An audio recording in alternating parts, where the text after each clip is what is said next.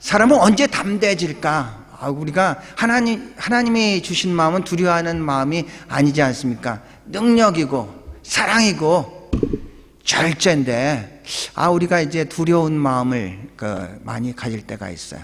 특별히 연세가 드실수록 과거를 돌아보며 후회를 하고 미래를 바라보며 걱정을 하고 그래서 오늘을 불안하게 살아갈 때가 너무 많죠. 하나님께서 우리에게 주신 마음은 그런 마음이 아닌데 우리는 그렇게 살 때가 참 많이 있어요.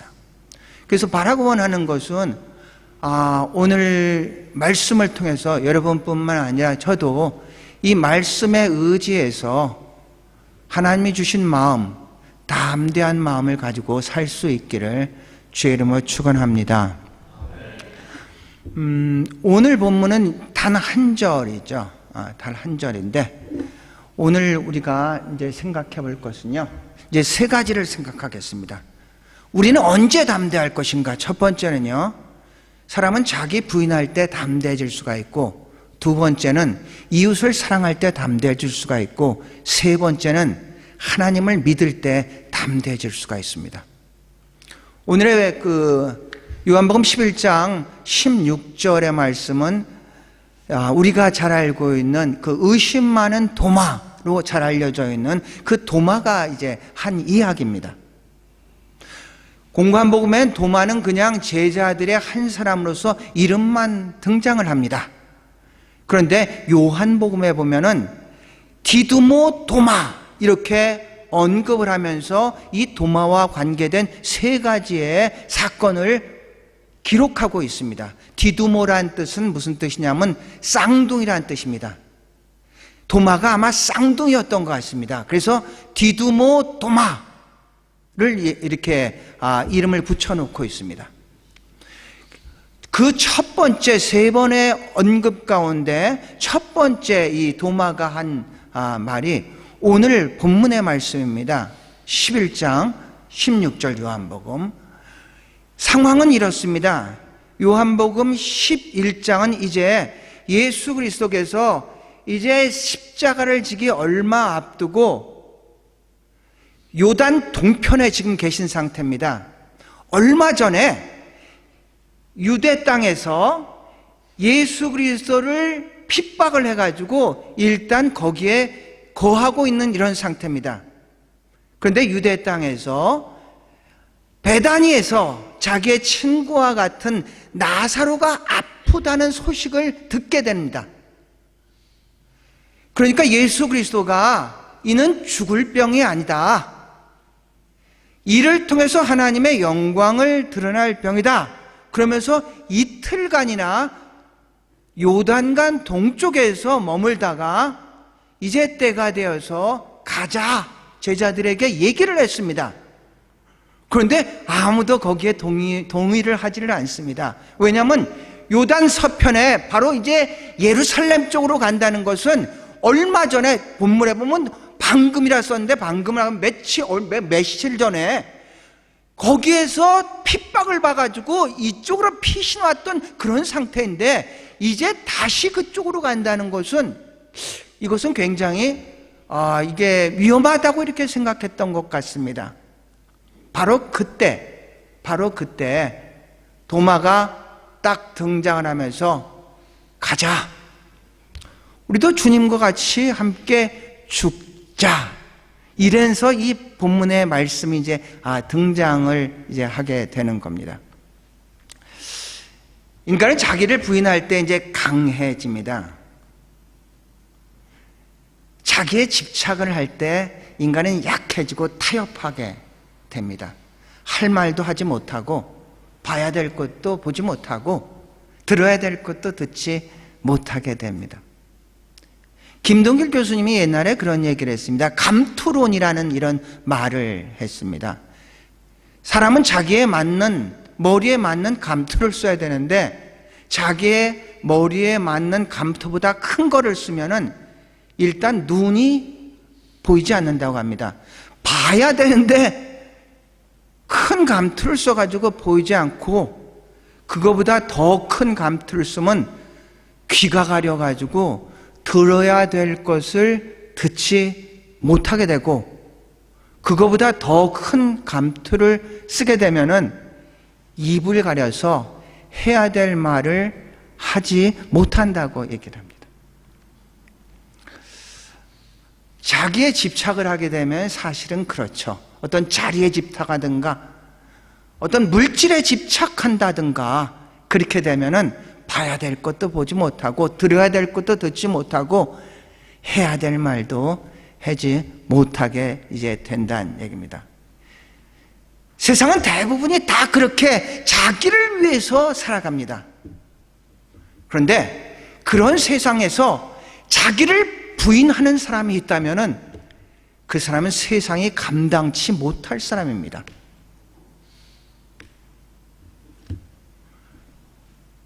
예수님은 말씀드릴 것도 없고 이제 제자들이 그랬고 아마 역사를 움직였던 대부분의 사람들이 세상의 물결에 따라 그렇게 살아가지 않고 흐름을 쫓아가지 아니하고 바로 역류하면서 자기를 부인했던 그런 사람입니다.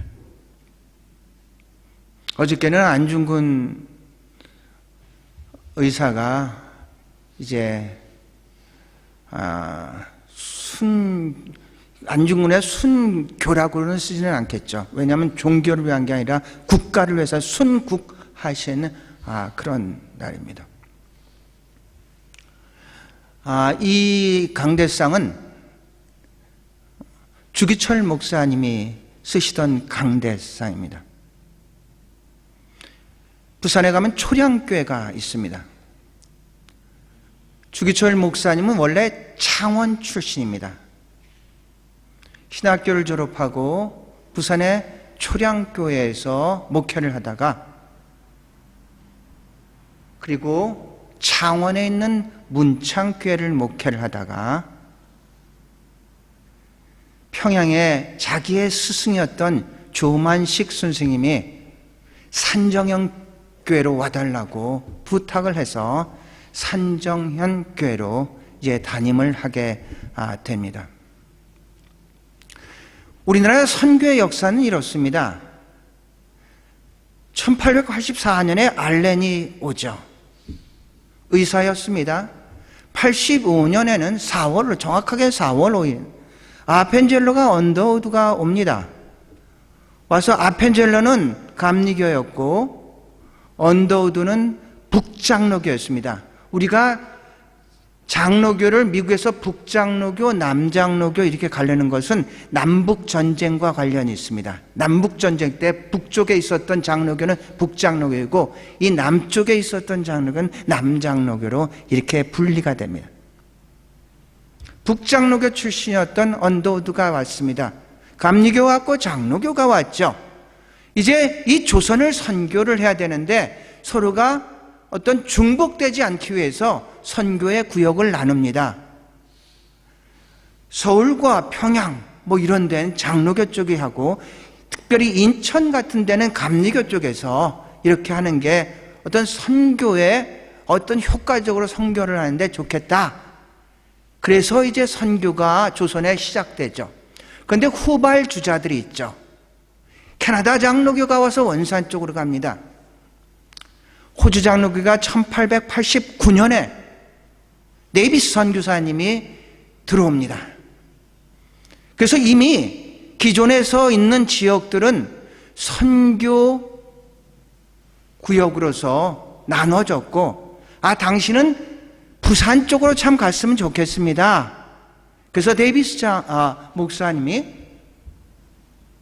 10월에 와서 89년 10월에 와서 한 6개월간 한글 공부를 하고 부산에 4월 4일 날 90년이죠. 도착을 해서 4월 5일 날 순직을 하게 됩니다. 열병에 가다가 열병에 걸리셔서 이해는 할 수가 없죠. 그렇게 먼 곳에서 와서 이제 한글도 어느 정도로 익히고 그리고 선교를 하려고 부산까지 갔는데 부산에서 그 도착한 다음 날 돌아가셨습니다. 얼마나 우리가 생각하기에 인간적으로 근시안적으로 보면은 이거 뭔가가 잘못된 거 아닌가 이렇게 생각할 수가 있는데, 그 소식이 멜번에 전해지면서 수많은 선교사들을 더 많이 보내게 돼서 부산과 경남 지방은 호주 장로교에 의해서 개척이 됐었던 그런 선교지입니다. 그래서 시드니 성시화 본부와 경남 성시화 본부가 자매 결혼을 맺고 2010년 여기에 사시는 여기에 사시는 선교사, 그때까지 2010년 12년 전이니까 그때도 이제 어느 정도로 움직이실 분들이 선교사 출신으로 많이 있었으면 한 30명 모시고 갔습니다. 가서 그 호주 장로교 선교사들에 의해서 개척된 곳, 특별히 거기는 일신병원이 있습니다. 그 병원도 호주 선교사에 의해서 이제 설립이 됐습니다. 일신병원뿐만 아니라 각 교회를 다녔는데 여기 초량교회도 이렇게 갔습니다. 초량교회 가서 이제 거기에는 이제 전시관이 있습니다. 문창교회도 거기도 주기철 목사님의 전시관이 있습니다. 그래서 주기철 목사님의 이 일대기를 우리가 한눈에 이제 바라볼 수가 있게 되죠.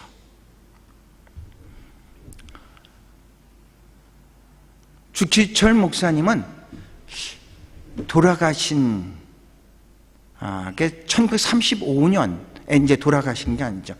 44년에 돌아가셨는데 1935년에 장로교 신학교에서 부흥상회를 이제 개최를 하면서 제목이 오늘 본문입니다. 이 요한복음 11장 16절의 말씀, 우리도 가서 주와 함께 죽자, 이 도마의 말씀을 인용하면서 일사각오라는 제목으로서 말씀을 전했습니다. 일제가 대한민국을 강점을 하고 35년간 통치의 방법이 조금씩 달랐습니다. 1910년에 경술국치가 있고 1919년 3.1운동이 일어나기 전까지는 무단 통치를 했습니다. 조선민족은 그냥 총칼로 누르면 되겠다, 이렇게 해서 통치를 하다가 3.1운동이 일어나는 것을 보고 이래서는 안 되겠구나, 그래서 정책을 바꿔서 문화정책을 합니다. 인정할 건 인정하고 키울 건 키우고, 그렇게 하다가 일제가 1931년 만주를 침입하고 만주사변 일으키기 바로 전에 이래서는 안 되겠다, 한국인과 일본인을 일치를 만들어야겠다, 그냥 완전하게 병합을 시켜야겠다는 뜻으로서 내선일치, 황국식민 이렇게 하면서 그때부터 시작된 게 우리의 신사참배와 또 우리의 어떤 창씨개명이 그때부터 이제 강화된 겁니다. 우리는 일치다, 일본과 한국은 하나다, 이래서 정책을, 민족 말살주의 정책을 필 때 그때 주기철 목사님이 이제 가장 선봉에 서서 신사참배는 우상숭배하는 거다, 그래서 그 거대한 바위와 같은 일본 제국과 계란과 같은 주기철 목사님이 이제 부딪힌 겁니다.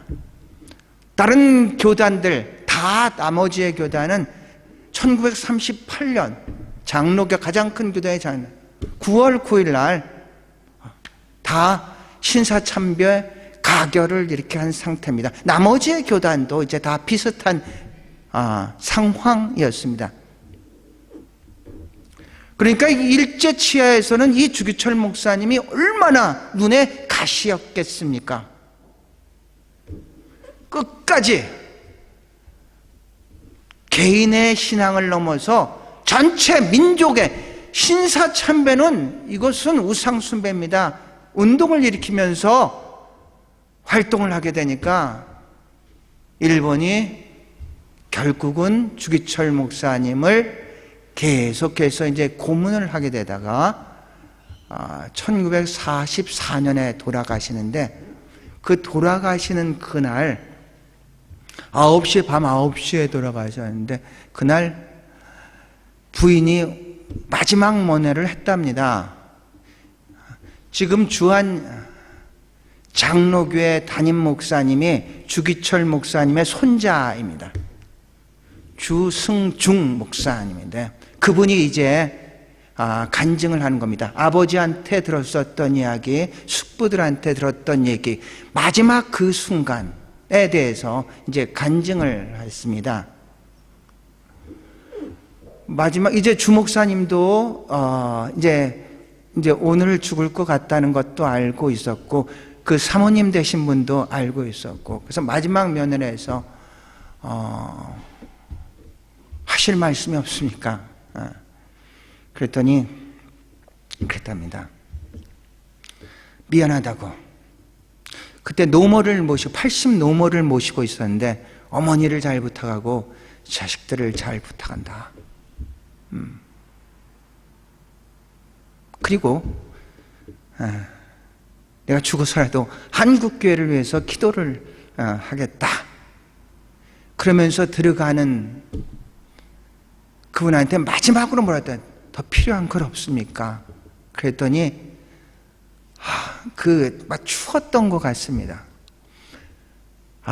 따뜻한 숭늉 한 그릇만 마시고 싶다 그랬답니다. 이 주승중 목사님이 이 얘기를 하는 이유는, 우리가 생각하는 이 주기철 목사님 대단히 슈퍼맨과 같이 그렇게 생각하는데 그렇지 않습니다. 우리와 똑같은 그런 성정을 가진 분인데, 그분이 자기 부인을 내서 끝까지 이길 수 있었던 것은 바로 예수 그리스도의 그 십자가가 있었기 때문에 그런 겁니다.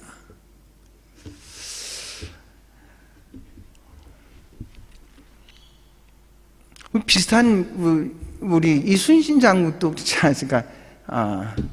생적 필사, 사적 필생이다. 죽고자 하는 자는 살 것이고 살고자 하는 자는 죽을 것이다. 이건 사실은 성경에 있는 말이죠. 요한복음 12장 24절에 하나님의 미랄이 썩지 않으면 하나리고 썩으면 많은 열매를 맺는다. 우리 가운데 누구든지 자기를 사랑하는 자는 죽을 것이고 자기를 미워하는 자는 영생을 얻을 것이다. 우리가 언제 담대해질 수 있느냐? 사실은 내 거 안 챙기려고. 내 거 안 챙겨. 자기 부인할 때 우리는 담대해질 수 있습니다. 자꾸 뭔가를 할 때도 내 목을 챙기고 내 것을 갖다가 우선순위로 했기 때문에 우리는 비겁하고 타협하고 정말로 해야 될 말을 하지 못하게 되는 것이죠. 자기 집착이 우리를 비겁하게 만들죠.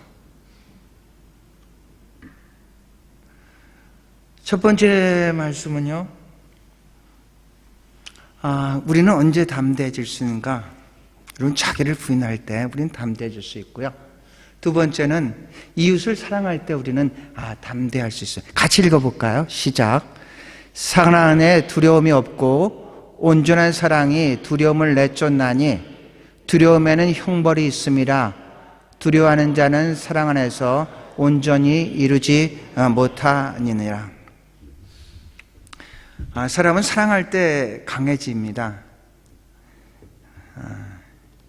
그래서 우리는 애들한테 물어보면 너 엄마 아빠 얼마나 사랑하니? 그러면 하늘만큼 땅만큼 이렇게 표현을 이제 많이 하죠. 그런데 조금 더 우리 어떤 어른들의 입장에서는 이 사랑은 이제 죽음을 이길 수 있다고 합니다. 정말로 사랑하면은 내 목숨까지도 내놓을 수가 있다는 얘기죠. 예수 그리스도의 십자가의 사랑이 바로 이제 그러한 사랑이죠. 온전한 사랑이라는 것은 바로 이제 그런 사랑을 얘기를 하고 있습니다. 어떤 조건이나 형편, 자격 이런 걸 따지지 않고 그냥 그 모습 그대로 수용하고 인정할 수 있는 그 사랑이 이제 그리스도의 이제 사랑입니다.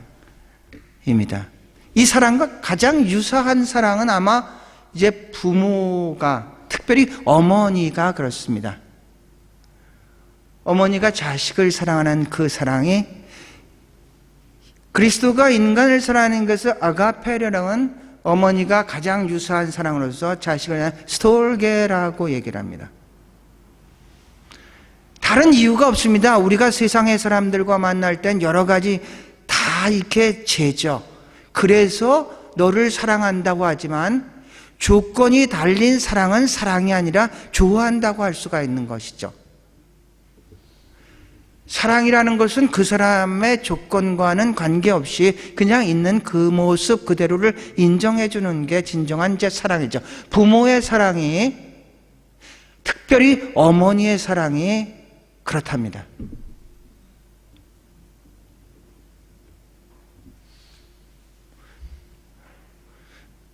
여자는 약하지만 어머니는 강하다는 얘기가 무슨 얘기인 줄 아십니까? 빅토르 위고가 한 얘기를 합니다.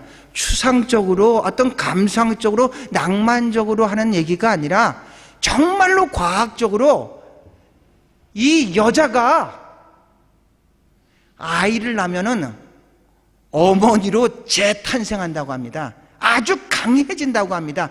본능적으로 이 아이를 잘 키우고 지켜야겠다는 그런 본능을 갖는다고 합니다. 그래서 여자였을 때, 처녀였을 때 갖지 못하는 그런 강함이 있고 담대함이 있습니다. 이것은 부모에게뿐만 아니라 그 여인에게뿐만 아니라 이건 동물의 세계에서도 마찬가지입니다. 이거 뭐 이렇게 한 게 아니라 사진을 진짜 찍은 겁니다. 우리 저번에 갔었던 코카투 아일랜드 있죠. 거기에 갈매기가 엄청 많이 있는데 갈매기의 산란 때 그때 갔습니다. 보통 같으면은 갈매기가 사람이 가면은 도망갑니다. 그런데 제가 가니까 가까이 오지 말라고 얼마나 무섭겠지. 이게 울어대는지, 이거는 완전히 자기의 목숨을 걸고 이 자기의 그 알을 지키는, 이게 본능적이라고 합니다. 동물도. 우리가 동물의 왕국 같은 데서 자주 보지 않습니까? 보통 때는 정말로 싸움이 될 수 없는 그런 상대방에게 도망갈 수 없는데 자기 새끼를 지키기 위해서 목숨을 불사하고 사토하고는 그런 어미를 보지 않습니까? 사람은 언제, 아니 사람뿐만 아니라 동물도 마찬가지로 정말로 그것을 사랑할 때 강해진다고 합니다. 우리가 사랑에 강하지 못하다는 것은 아직 사랑하지를 못하고 있기 때문에 그렇습니다.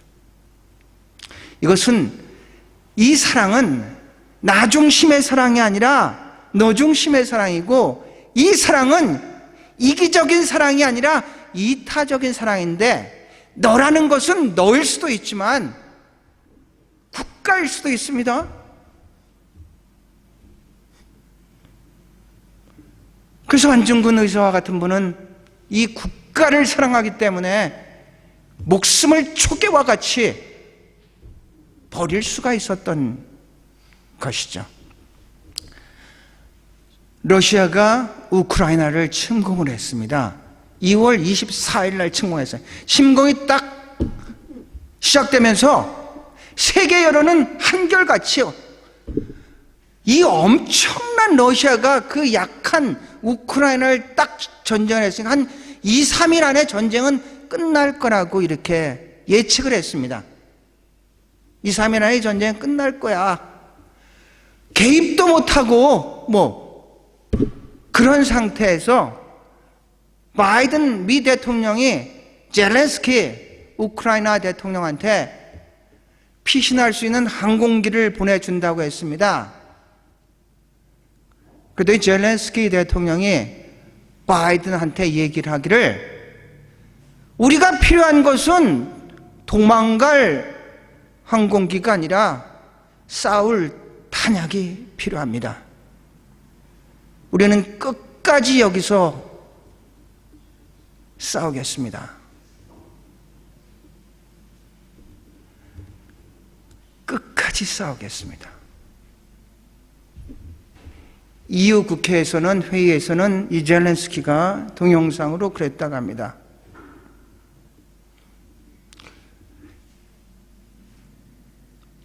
삶은 반드시 죽음을 이길 것이고, 빛은 어둠을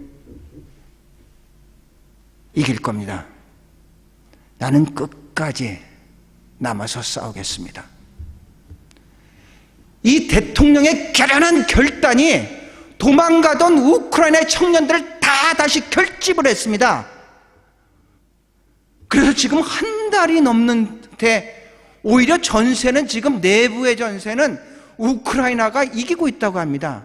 놀랍게도 우크라이나 사람들한테 지금 이 전쟁을 어떻게 보고 있습니까? 인터뷰를 했더니 우리가 이길 겁니다. 이런 퍼센티지가 훨씬 높다고 합니다. 객관적으로 게임이 돼 있고 같지도 않은 바로 그 러시아와 우크라이나 전쟁에서 지금 상황이 그렇게 돌아가고 있다는 얘기입니다.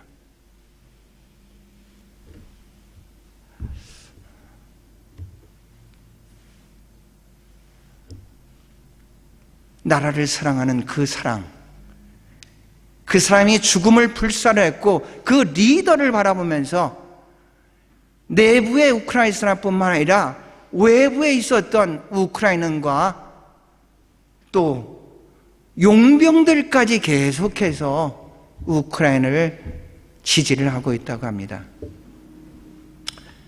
사람은 세 번째로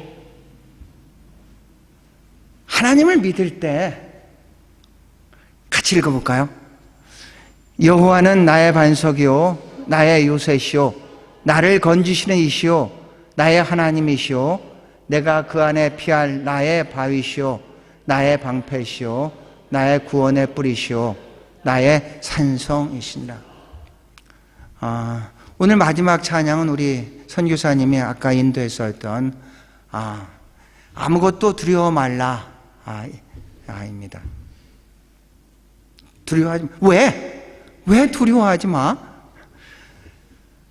천지를 창조하시고 보존하시고 통치하시고 우리의 방패되고 산성되고 요새되고 그 하나님이 우리의 편인 줄로 믿습니다. 그래서 두려워하지 말라는 얘기입니다. 우리가 성경을 읽고 계속해서 일독을 하고 있는데 사무엘상 12장 22절에 보면은 사무엘이 두려워하는 백성들한테 그렇게 얘기를 합니다. 하나님은 어떤 분이냐? 하나님은 자기의 백성을 택하셔서 기쁘게 받으시고 자기의 이름을 위해서 자기의 백성들을 결코 버리지 않는다고 했습니다. 당신의 이름을 위해서 당신의 백성들을 결코 버리지 않는다고 했습니다. 우리가 알고는 시편 23편이잖아요. 여호와는 나의 목자시여 내가 부족함이 없다.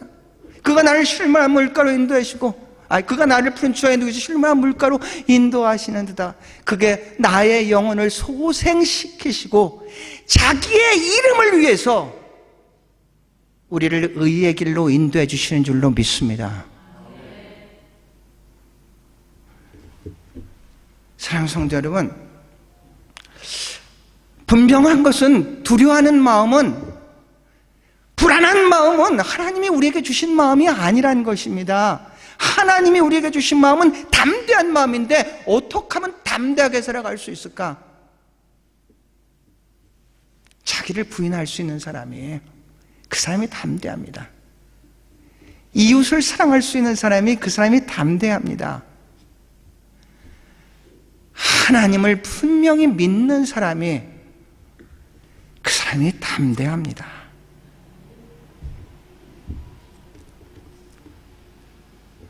오늘을 살면서도 과거를 후회하고 미래를 걱정하며 오늘을 불안하게 사는 분들이 있습니까? 사랑하는 성도 여러분, 그런 마음은 주님이 주신 마음이 아닌 것을 분명히 아시기를 바랍니다. 담대하게 살아야 되는데 어떻게 하면 담대해질 수 있습니까? 어떻게 하면 담대해질 수 있습니까? 여러분, 우리 거 너무 챙기려고 그게 좋은 거 아니라는 것을 우리가 좀 알았으면 좋겠습니다. 자기를 부인할 때 담대해질 수 있습니다. 이웃을 사랑할 때 담대해질 수 있습니다. 하나님을 믿을 때, 그 하나님 어떤 하나님입니까? 전지전능하시고 무소부지하신 그 하나님, 불꽃 같은 눈동자로 자기 백성들을 지키시고 보호하시고 인도하시는 그 하나님이 우리의 하나님인 줄로 믿습니다. 그 하나님을 믿는 그 믿음을 가질 때 우리는 불안하지 않습니다. 두려워하지 않습니다. 믿음은 뭡니까? 맡기는 것 아닙니까? 다 같이 일어나서 마지막 이거 같이 한번 읽어보시겠어요? 크게 같이 한번 읽어봅시다. 자, 일어나셔가지고 읽어보시겠습니다. 자, 읽어보겠습니다. 두려워하지 말라. 내가 너와 함께함이라. 놀라지 말라. 나는 내 하나님이 됨이라. 내가 너를 굳세게 하리라. 참으로 너를 도와주리라. 참으로 나의 의로운 오른손으로 너를 붙들리라. 아멘.